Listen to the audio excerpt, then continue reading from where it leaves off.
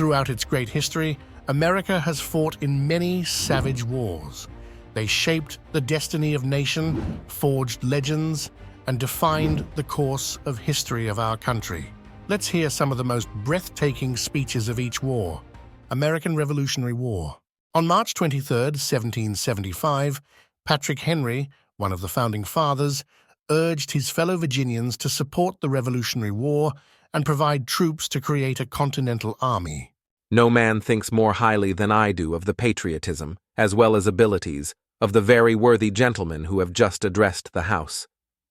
But different men often see the same subject in different lights, and, therefore, I hope it will not be thought disrespectful to those gentlemen if, entertaining as I do opinions of a character very opposite to theirs, I shall speak forth my sentiments freely and without reserve. This is no time for ceremony. The question before the House is one of awful moment to this country.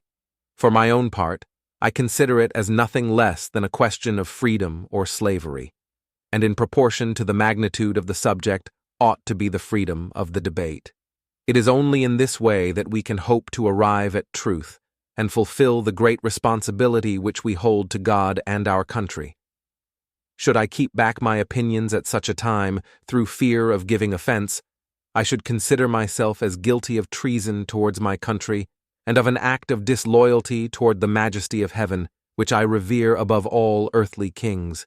Mr. President, it is natural to man to indulge in the illusions of hope. We are apt to shut our eyes against a painful truth and listen to the song of that siren till she transforms us into beasts. Is this the part of wise men, engaged in a great and arduous struggle for liberty? Are we disposed to be of the number of those who, having eyes, see not, and having ears, hear not, the things which so nearly concern their temporal salvation? For my part, whatever anguish of spirit it may cost, I am willing to know the whole truth, to know the worst, and to provide for it. I have but one lamp by which my feet are guided, and that is the lamp of experience. I know of no way of judging of the future, but by the past. And judging by the past, I wish to know what there has been in the conduct of the British ministry for the last 10 years to justify those hopes with which gentlemen have been pleased to solace themselves and the House. Is it that insidious smile with which our petition has been lately received? Trust it not, sir. It will prove a snare to your feet. Suffer not yourselves to be betrayed with a kiss. Ask yourselves how this gracious reception of our petition comports with those warlike preparations which cover our waters and darken our land. Are fleets and armies necessary to a work of love and reconciliation? Have we shown ourselves so unwilling to be reconciled that force must be called in to win back our love? Let us not deceive ourselves, sir. These are the implements of war and subjugation, the last arguments to which kings resort. I ask gentlemen, sir, what means this martial array, if its purpose be not to force us to submission? Can gentlemen assign any other possible motive for it? Has Great Britain any enemy in this quarter of the world to call for all this accumulation of navies and armies? No, sir, she has none. They are meant for us. They can be meant for no other.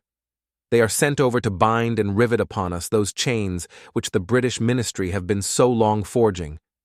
And what have we to oppose to them? Shall we try argument? Sir, we have been trying that for the last 10 years. Have we anything new to offer upon the subject? Nothing. We have held the subject up in every light of which it is capable, but it has been all in vain. Shall we resort to entreaty and humble supplication? What terms shall we find which have not been already exhausted? Let us not, I beseech you, sir, deceive ourselves. Sir, we have done everything that could be done to avert the storm which is now coming on.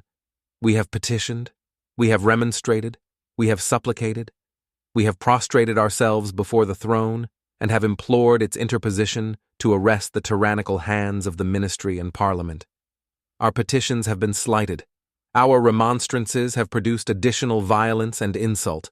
Our supplications have been disregarded, and we have been spurned, with contempt, from the foot of the throne. In vain, after these things, may we indulge the fond hope of peace and reconciliation. There is no longer any room for hope. If we wish to be free, if we mean to preserve inviolate those inestimable privileges for which we have been so long contending, if we mean not basely to abandon the noble struggle in which we have been so long engaged, and which we have pledged ourselves never to abandon until the glorious object of our contest shall be obtained, we must fight. I repeat it, sir, we must fight. An appeal to arms and to the God of hosts is all that is left us. They tell us, sir, that we are weak, unable to cope with so formidable an adversary. But when shall we be stronger? Will it be the next week or the next year? Will it be when we are totally disarmed, and when a British guard shall be stationed in every house? Shall we gather strength by irresolution and inaction? Shall we acquire the means of effectual resistance by lying supinely on our backs and hugging the delusive phantom of hope until our enemies shall have bound us hand and foot?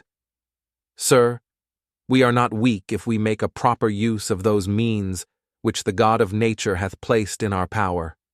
The millions of people, armed in the holy cause of liberty, and in such a country as that which we possess, are invincible by any force which our enemy can send against us.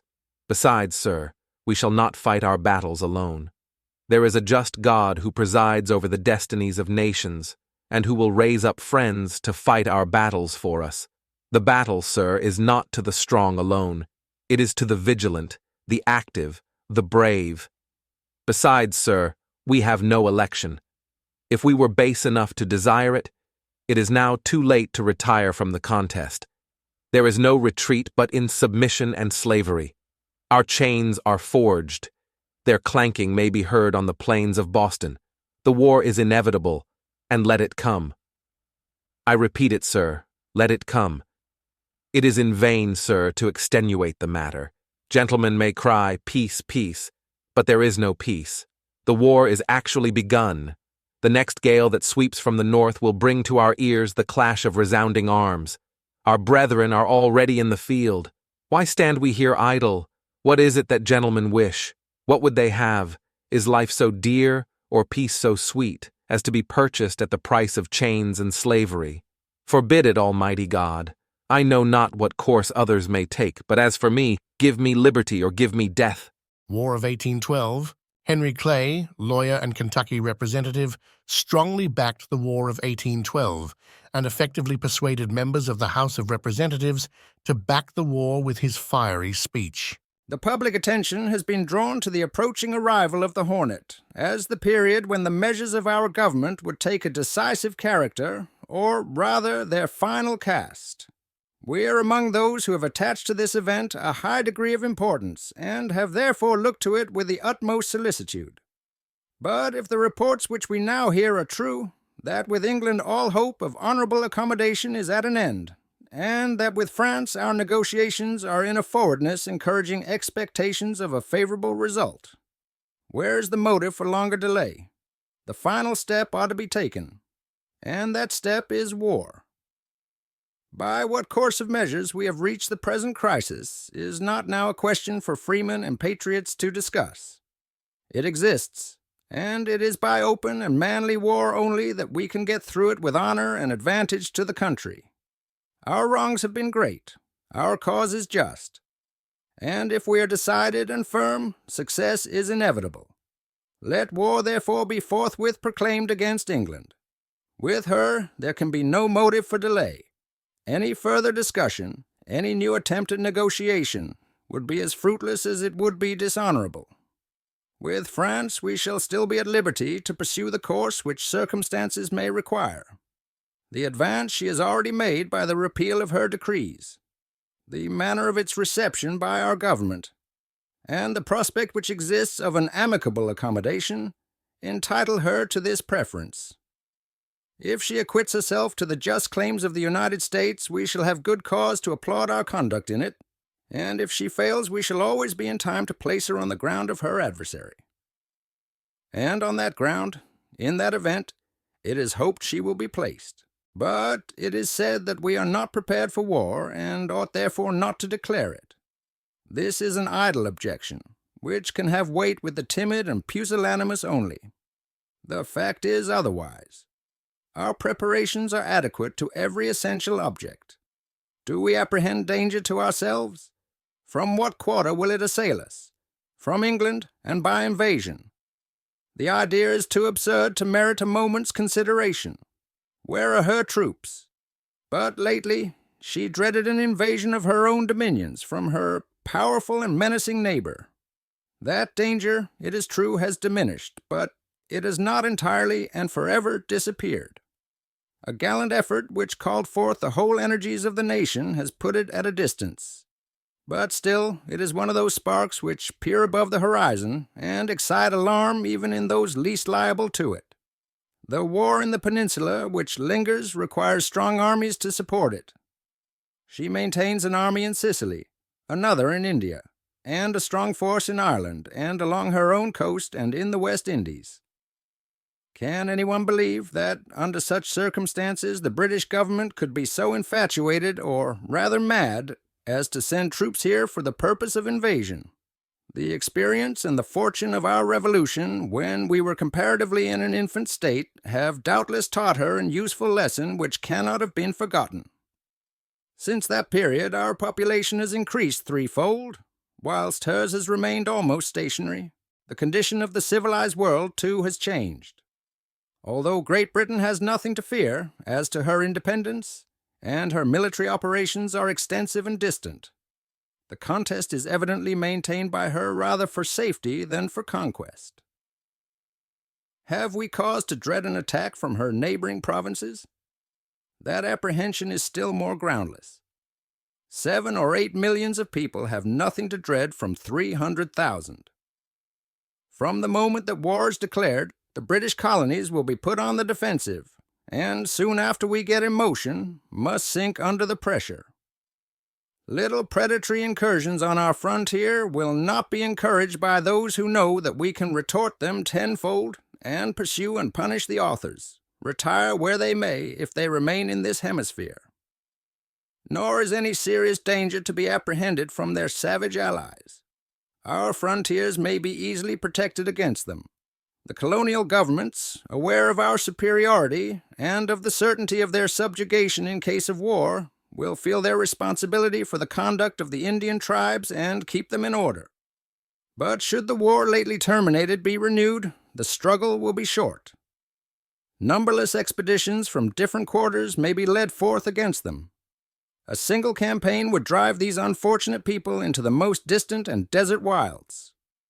But our coast and seaport towns are exposed and may be annoyed.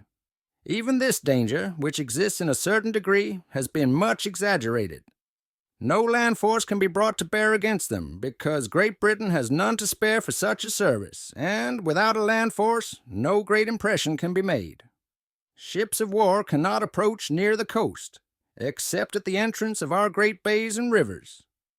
They cannot annoy the sea-coast generally by their cannon, and if detachments of marines should be sent on shore, they may be repelled by the militia where they land. It is, however, unusual for incursions to be made on land from ships of war by sailors or marines. The law of nations forbids, and humanity revolts, at the idea of mere wanton desolation. And in that light only can such incursions be viewed.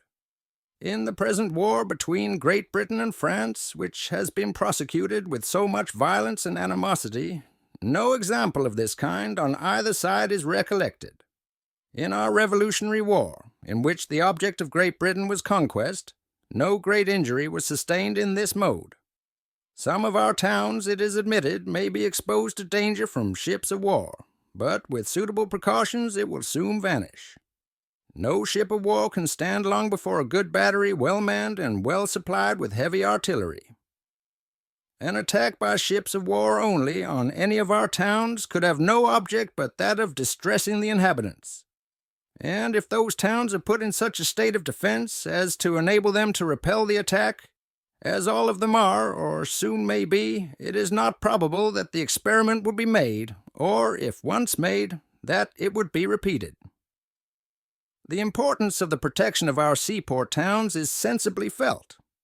It is a subject which claims the particular attention of the government, and that attention has doubtless been already bestowed on it.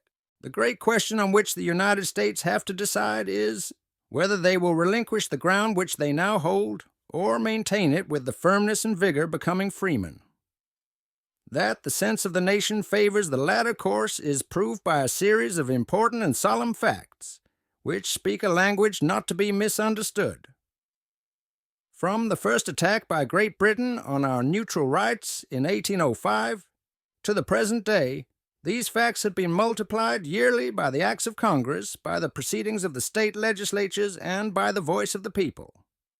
Let not the representatives of the people, therefore, in either branch of the government, disappoint their reasonable wishes and just expectations.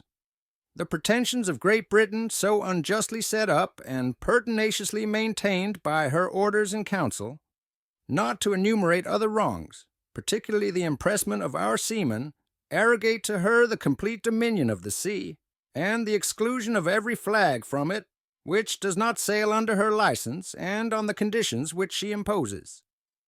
These pretensions involve no local interest, nor are they of a transient nature. In their operation they violate the rights, and wound deeply the best interests, of the whole American people. If we yield to them at this time, the cause may be considered as abandoned. There will be no rallying point hereafter. Future attempts to retaliate the wrongs of foreign powers and to vindicate our most sacred rights will be in vain. The subject must be dismissed from the debates of Congress and from our diplomatic discussions. An allusion to it will excite contempt abroad and mortification and shame at home. Should any of our vessels be hereafter seized and condemned, however unjustly, and that all will be seized and condemned may be confidently expected, we must be silent or be heard by foreign powers in the humble language of petition only. American Civil War. Alexander Hamilton Stevens, Vice President of the Confederate States of America, gave his famous Cornerstone speech on March 21, 1861, to justify secession. The new Constitution has put at rest forever all the agitating questions relating to our peculiar institution. African slavery as it exists among us, the proper status of the Negro in our form of civilization. This was the immediate cause of the late rupture and present revolution. Jefferson, in his forecast, had anticipated this as the rock upon which the old Union would split. He was right. What was conjecture with him is now a realized fact, but whether he fully comprehended the great truth upon which that rock stood and stands may be doubted. The prevailing ideas entertained by him and most of the leading statesmen at the time of the formation of the old Constitution were that the enslavement of the African was in violation of the laws of nature, that it was wrong in principle, socially, morally, and politically. It was an evil they knew not well how to deal with. But the general opinion of the men of that day was that somehow or other, in the order of Providence, the institution would be evanescent and pass away. Those ideas, however, were fundamentally wrong. They rested upon the assumption of the equality of races. This was an error. It was a sandy foundation, and the idea of a government built upon it. When the storm came and the wind blew, it fell. Our new government is founded upon exactly the opposite ideas. Its foundations are laid, its cornerstone rests upon the great truth that the Negro is not equal to the white man. That slavery, subordination to the superior race, is his natural and normal condition. This, our new government, is the first, in the history of the world, based upon this great physical, philosophical, and moral truth. This truth has been slow in the process of its development, like all other truths in the various departments of science. May we not, therefore, look with confidence to the ultimate universal acknowledgement of the truths upon which our system rests? It is the first government ever instituted upon the principles in strict conformity to nature and the ordination of Providence in furnishing the materials of human society. Many governments have been founded upon the principle of the subordination and serfdom of certain classes of the same race. Such were and are in violation of the laws of nature. Our system commits no such violation of nature's laws. The cost of the grading, the superstructure, and the equipment of our roads was borne by those who had entered into the enterprise. Nay, more not only the cost of the iron, no small item in the aggregate cost, was borne in the same way, but we were compelled to pay into the common treasury several millions of dollars for the privilege of importing the iron, after the price was paid for it abroad. What justice was there in taking this money, which our people paid into the common treasury on the importation of our iron, and applying it to the improvement of rivers and harbors elsewhere? If Charleston Harbor needs improvement, let the commerce of Charleston bear the burden. If the mouth of the Savannah River has to be cleared out, let the sea-going navigation which is benefited by it bear the burden. The principles and position of the present administration of the United States, the Republican Party, present some puzzling questions. While it is a fixed principle with them, never to allow the increase of a foot of slave territory, they seem to be equally determined not to part with an inch of the accursed soil. Notwithstanding their clamor against the institution, they seem to be equally opposed to getting more, or letting go what they have got. They were ready to fight on the accession of Texas, and are equally ready to fight now on her secession. Why is this? How can this strange paradox be accounted for? There seems to be but one rational solution, and that is, notwithstanding their professions of humanity, they are disinclined to give up the benefits they derive from slave labor. Their philanthropy yields to their interest. The idea of enforcing the laws has but one object, and that is a collection of the taxes, raised by slave labor to swell the fund necessary to meet their heavy appropriations. The spoils is what they are after, though they come from the labor of the slave. President Lincoln was asked to give a speech during the dedication of the Gettysburg Civil War Cemetery on November 19, 1863, 4 months on from the bloodiest battle of the Civil War. 7 years ago, our fathers brought forth on this continent a new nation, conceived in liberty, and dedicated to the proposition that all men are created equal.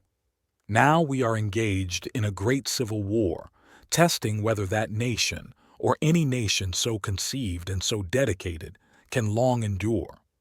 We are met on a great battlefield of that war. We have come to dedicate a portion of that field as a final resting place for those who here gave their lives that that nation might live. It is altogether fitting and proper that we should do this, but in a larger sense, we cannot dedicate, we cannot consecrate, we cannot hallow this ground. The brave men, living and dead, who struggled here have consecrated it far above our poor power to add or detract. The world will little note, nor long remember what we say here, but it can never forget what they did here. It is for us, the living, rather, to be dedicated here to the unfinished work which they who fought here have thus far so nobly advanced. It is rather for us to be here dedicated to the great task remaining before us, that from these honored dead we take increased devotion to that cause for which they gave the last full measure of devotion, that we here highly resolve that these dead shall not have died in vain, that this nation under God shall have a new birth of freedom, and that government of the people, by the people, for the people shall not perish from the earth. Following his surrender to Union General Ulysses S. Grant, Confederate General Robert E. Lee gives a farewell speech to his soldiers. After 4 years of arduous service marked by unsurpassed courage and fortitude, the Army of Northern Virginia has been compelled to yield to overwhelming numbers and resources. I need not tell the brave survivors of so many hard-fought battles who have remained steadfast to the last that I have consented to this result from no distrust of them, but feeling that valor and devotion could accomplish nothing that could compensate for the loss that must have attended the continuance of the contest, I determined to avoid the useless sacrifice of those whose past services have endeared them to their countrymen. By the terms of the agreement, officers and men can return to their homes and remain until exchanged. You will take with you the satisfaction that proceeds from a consciousness of duty faithfully performed, and I earnestly pray that a merciful God will extend to you His blessings and protection.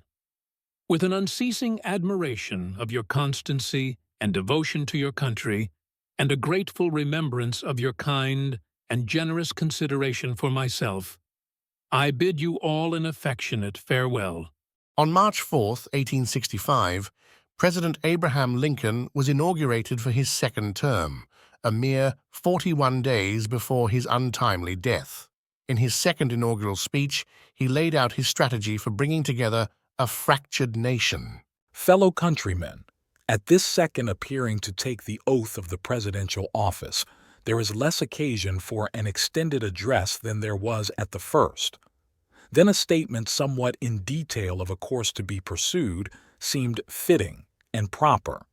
Now, at the expiration of 4 years during which public declarations have been constantly called forth on every point and phase of the great contest, which still absorbs the attention and engrosses the energies of the nation, little that is new could be presented.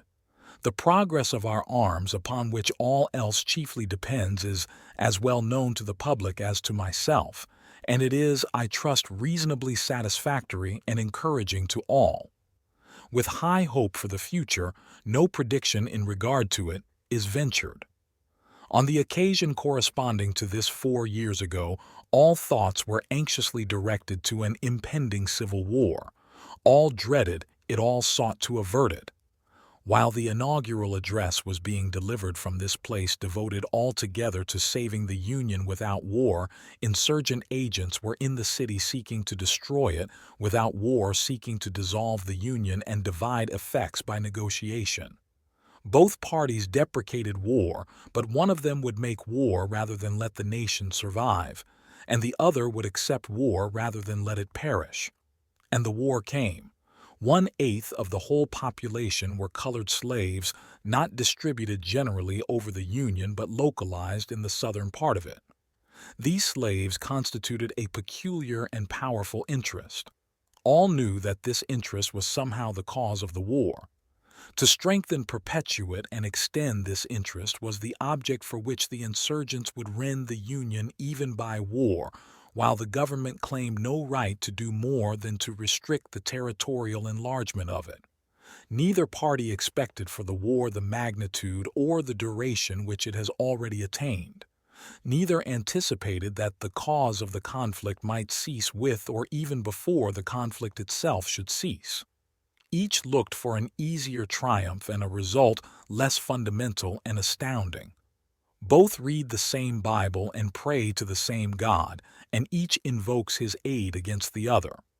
It may seem strange that any men should dare to ask a just God's assistance in wringing their bread from the sweat of other men's faces, but let us judge not that we be not judged.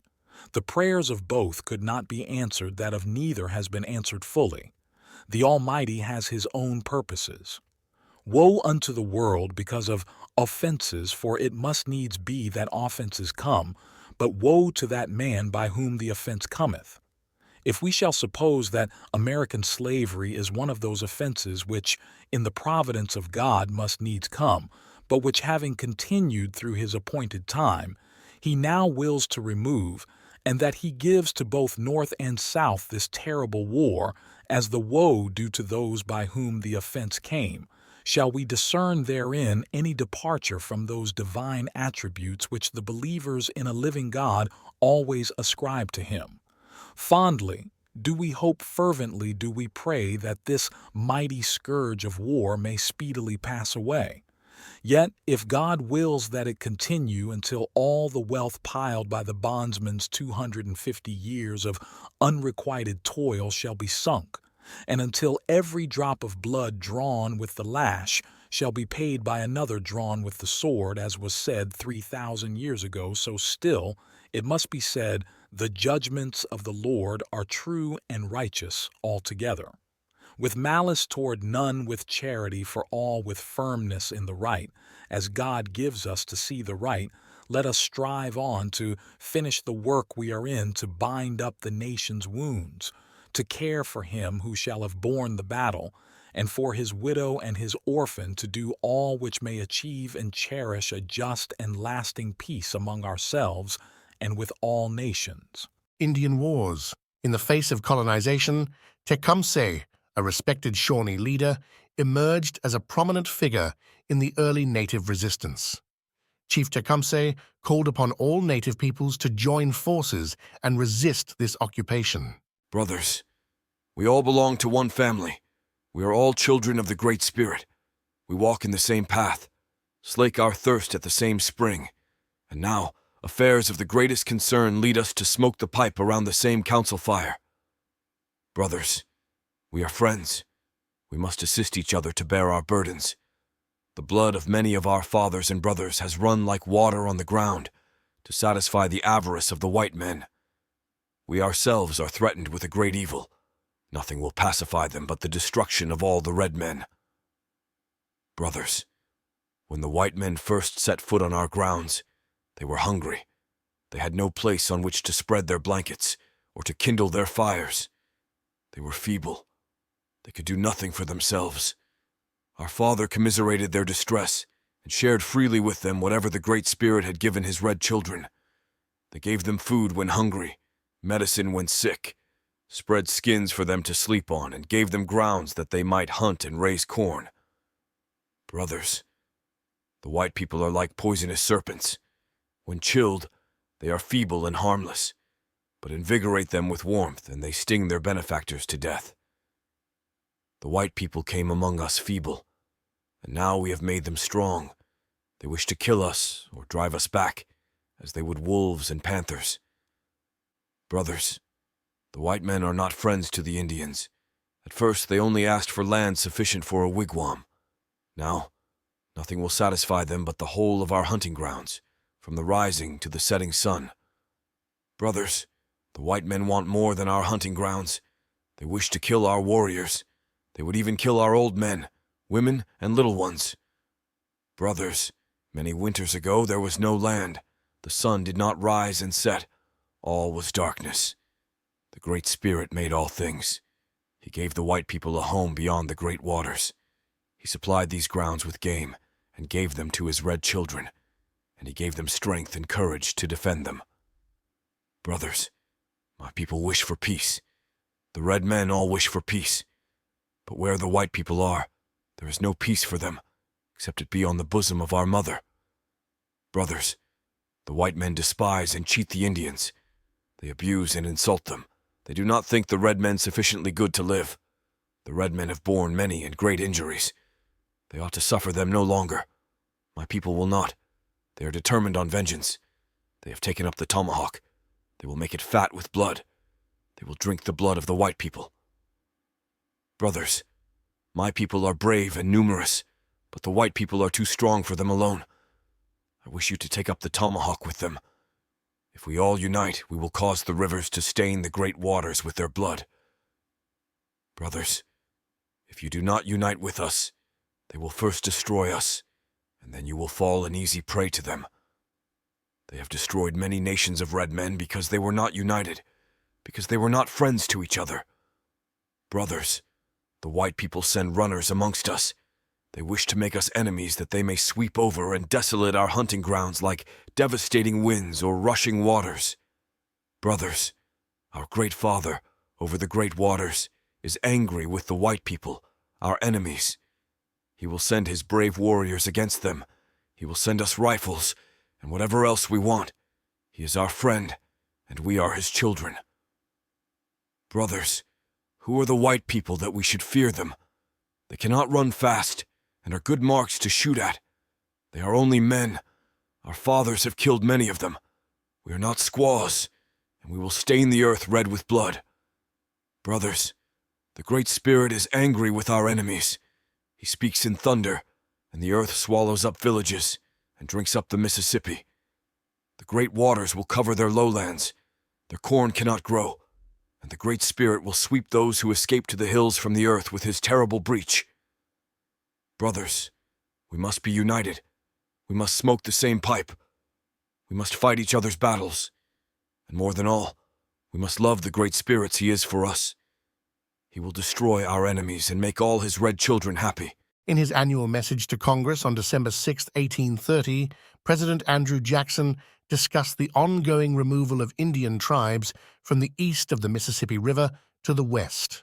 It gives me pleasure to announce to Congress that the benevolent policy of the government steadily pursued for nearly 30 years in relation to the removal of the Indians beyond the white settlements, is approaching to a happy consummation.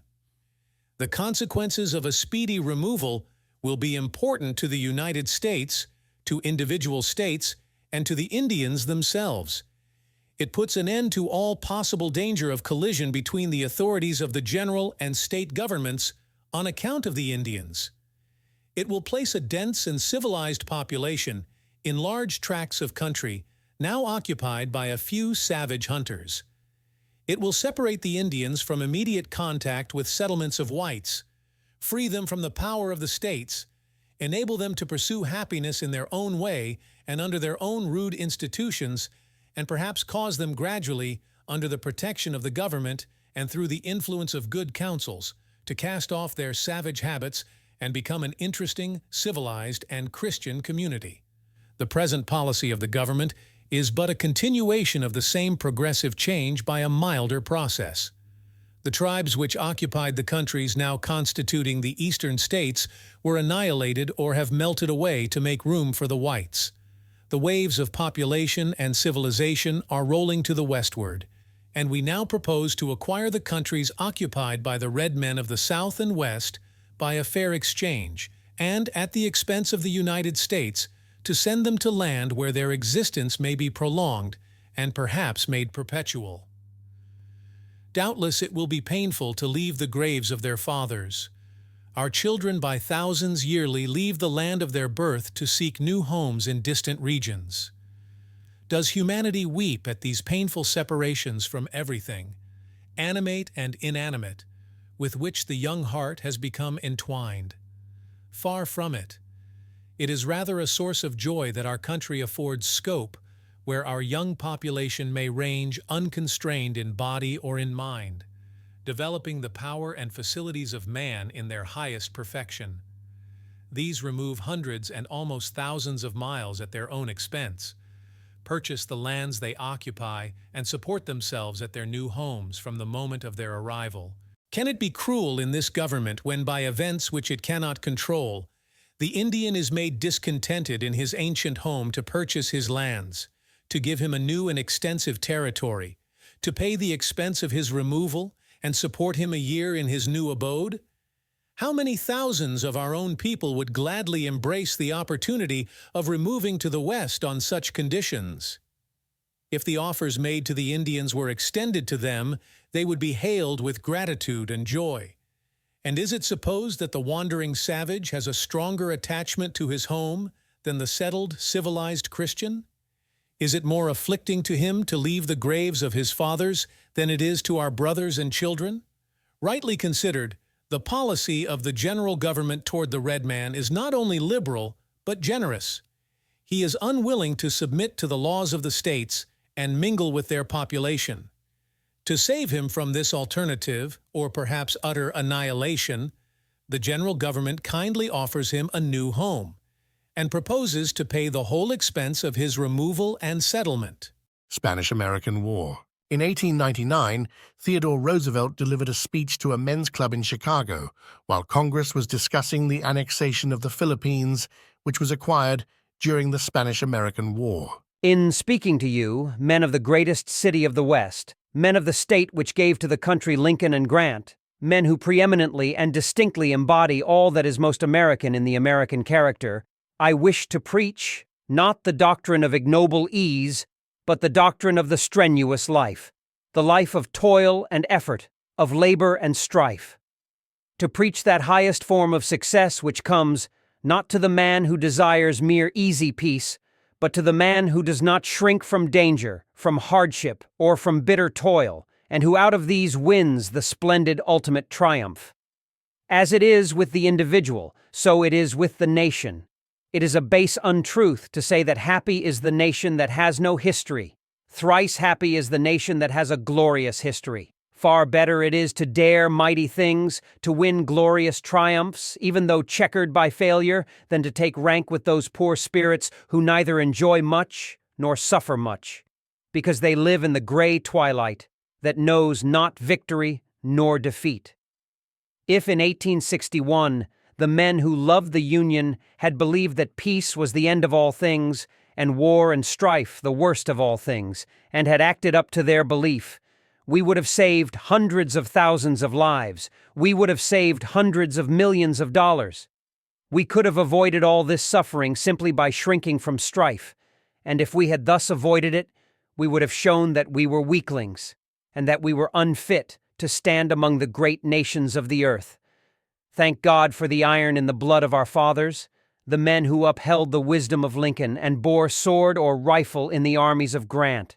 Let us, the children of the men who proved themselves equal to the mighty days, let us, the children of the men who carried the great Civil War to a triumphant conclusion, praise the God of our fathers that the ignoble counsels of peace were rejected, that the suffering and loss, the blackness of sorrow and despair were unflinchingly faced, and the years of strife endured.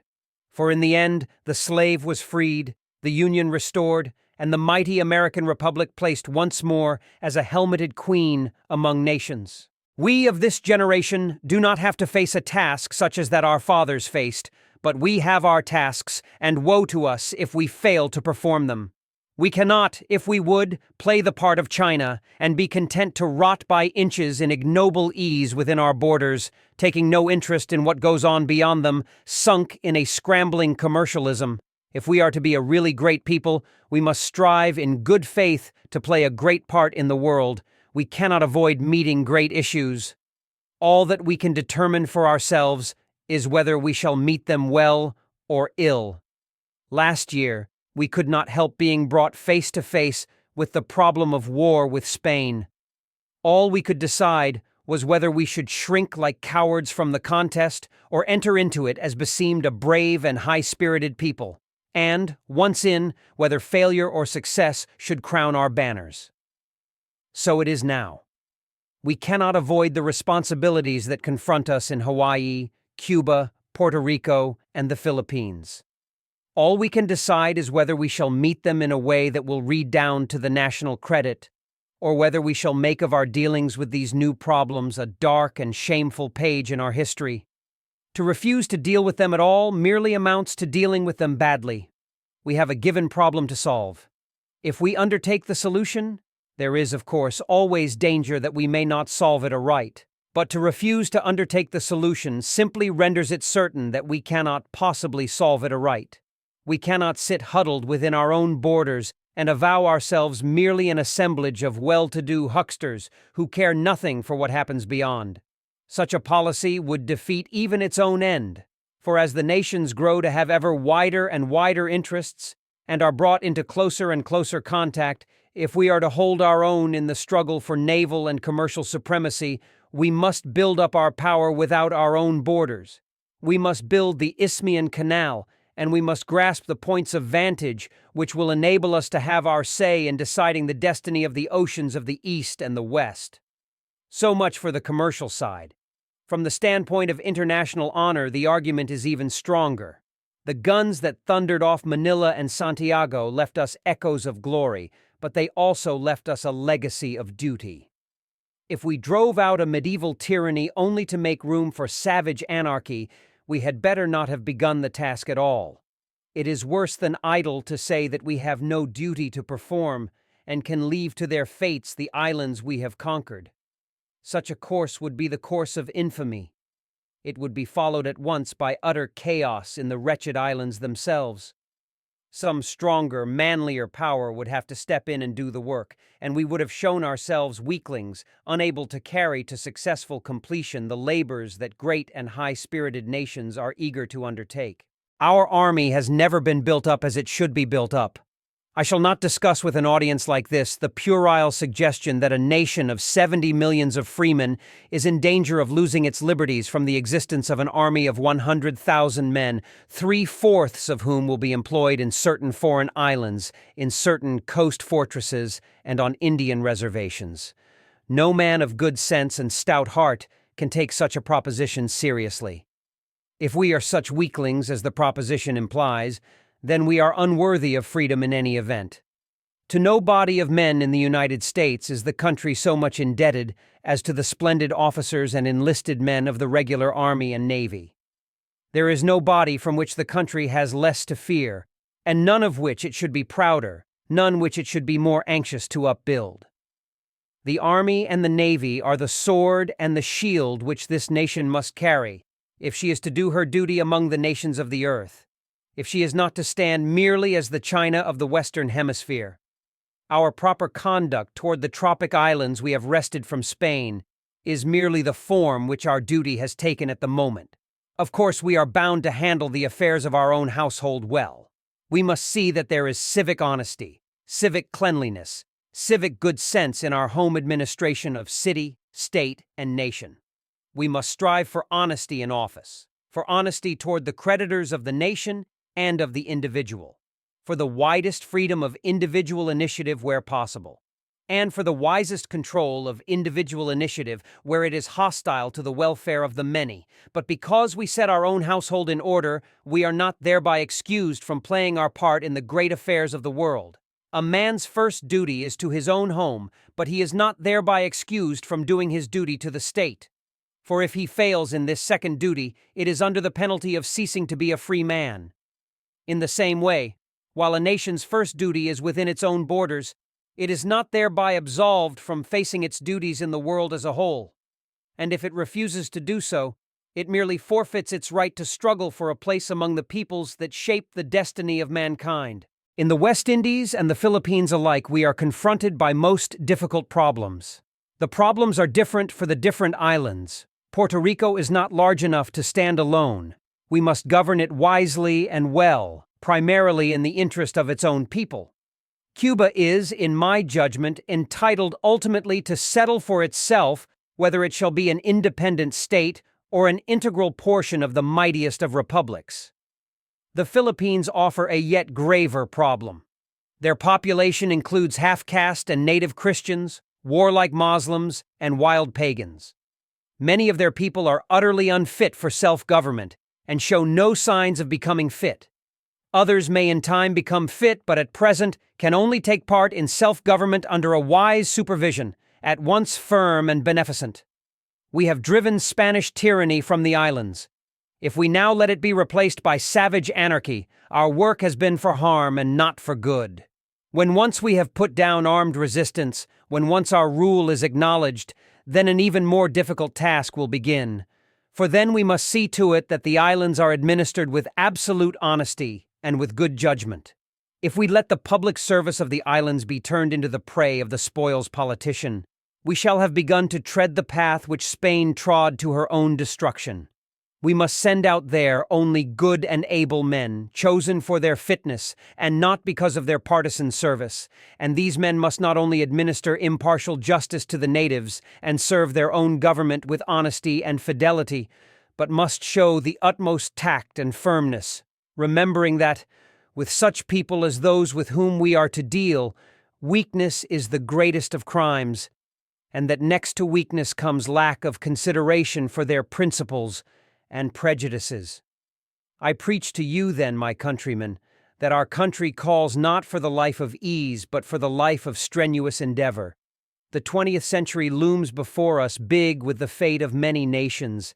If we stand idly by, if we seek merely swollen, slothful ease and ignoble peace, if we shrink from the hard contests where men must win at hazard of their lives and at the risk of all they hold dear, then the bolder and stronger peoples will pass us by and will win for themselves the domination of the world.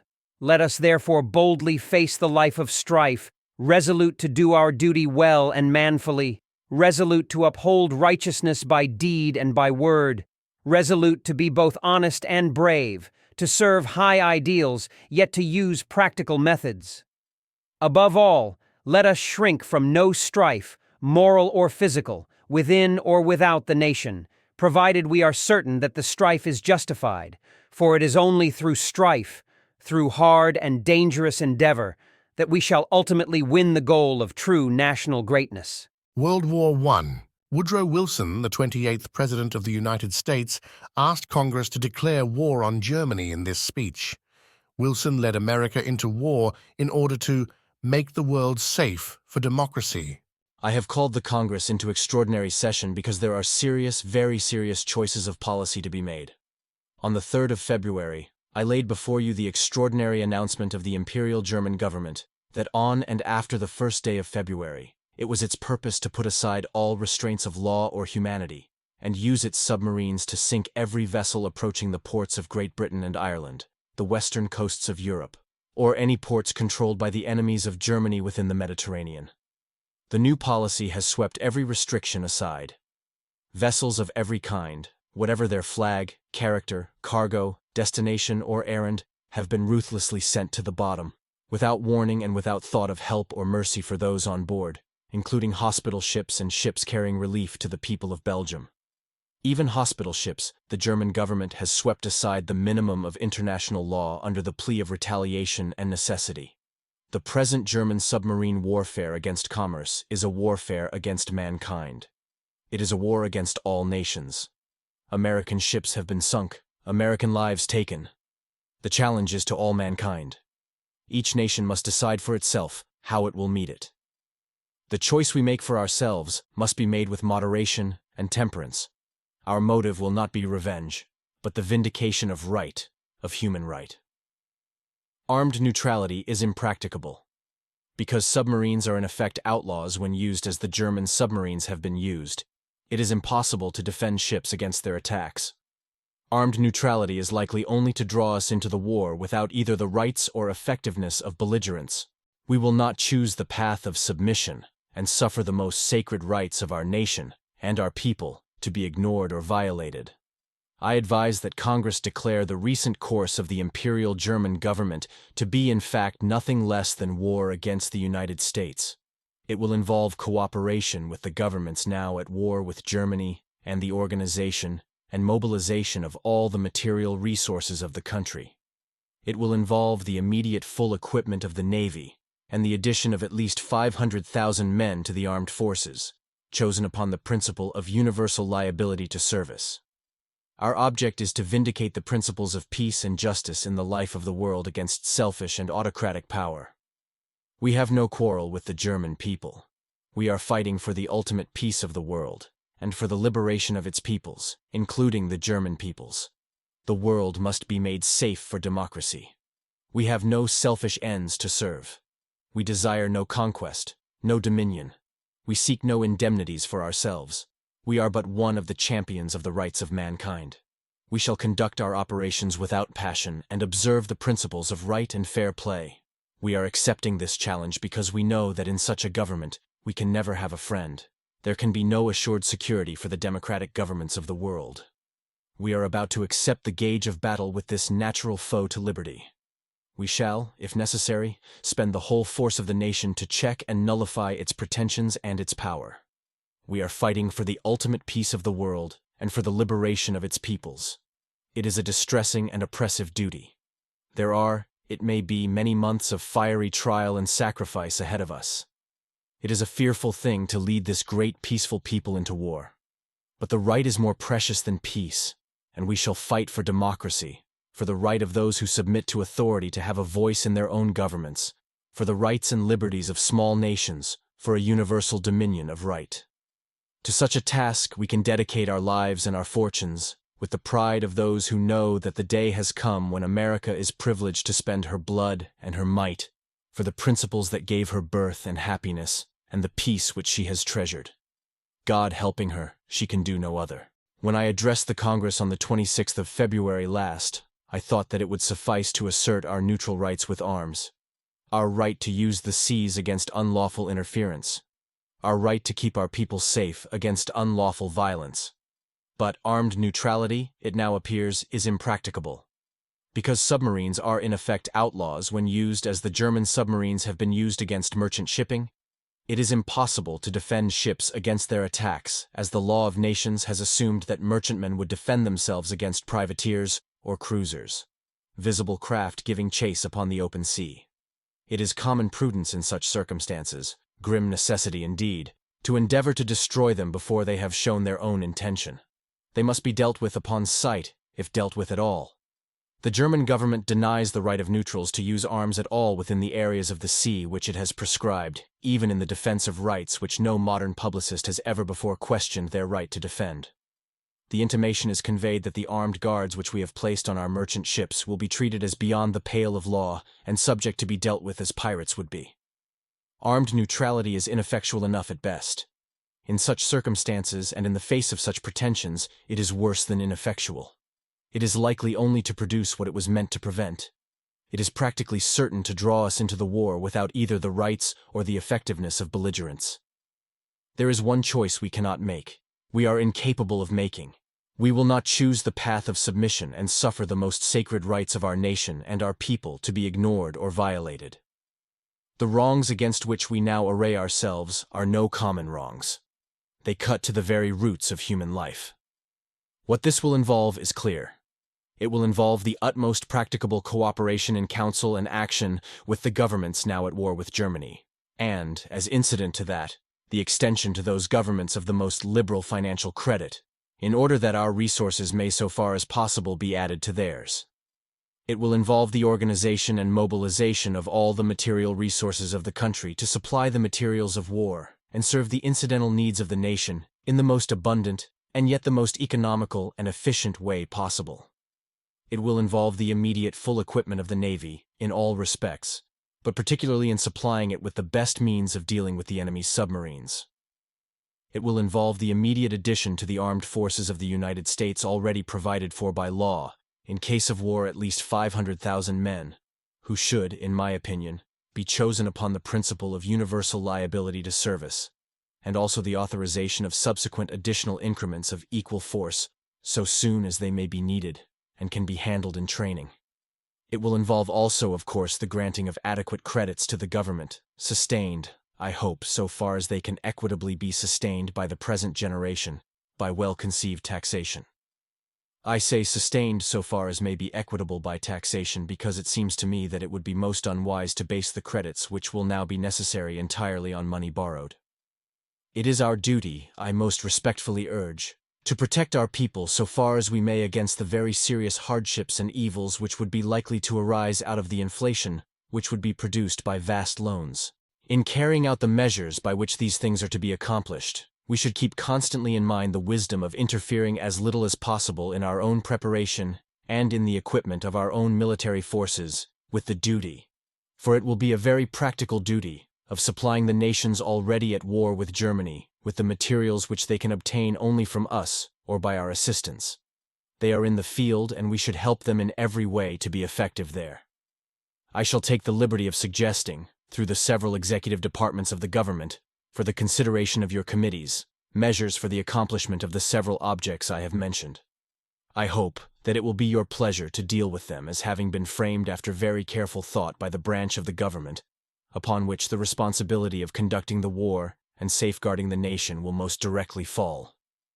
While we do these things, these deeply momentous things, let us be very clear, and make very clear to all the world what our motives and our objects are. My own thought has not been driven from its habitual and normal course by the unhappy events of the last 2 months, and I do not believe that the thought of the nation has been altered or clouded by them. I have exactly the same things in mind now that I had in mind when I addressed the Senate on the 22nd of January last, the same that I had in mind when I addressed the Congress on the 3rd of February and on the 26th of February. Our object now, as then, is to vindicate the principles of peace and justice in the life of the world, as against selfish and autocratic power, and to set up amongst the really free and self-governed peoples of the world such a concert of purpose and of action as will henceforth ensure the observance of those principles. Neutrality is no longer feasible or desirable where the peace of the world is involved, and the freedom of its peoples. And the menace to that peace and freedom lies in the existence of autocratic governments backed by organized force, which is controlled wholly by their will, not by the will of their people. We have seen the last of neutrality in such circumstances. We are at the beginning of an age in which it will be insisted that the same standards of conduct and of responsibility for wrong done shall be observed among nations and their governments that are observed among the individual citizens of civilized states. John J. Pershing led the American Expeditionary Force in Europe during World War I and delivered a patriotic message on April 4, 1918, at American Field Headquarters during the Battle of Picardy and Flanders. miles from home, an American army is fighting for you. Everything you hold worthwhile is at stake. Only the hardest blows can win against the enemy we are fighting. Invoking the spirit of our forefathers, the Army asks your unthinking support to the end that the high ideals for which America stands may endure upon the earth.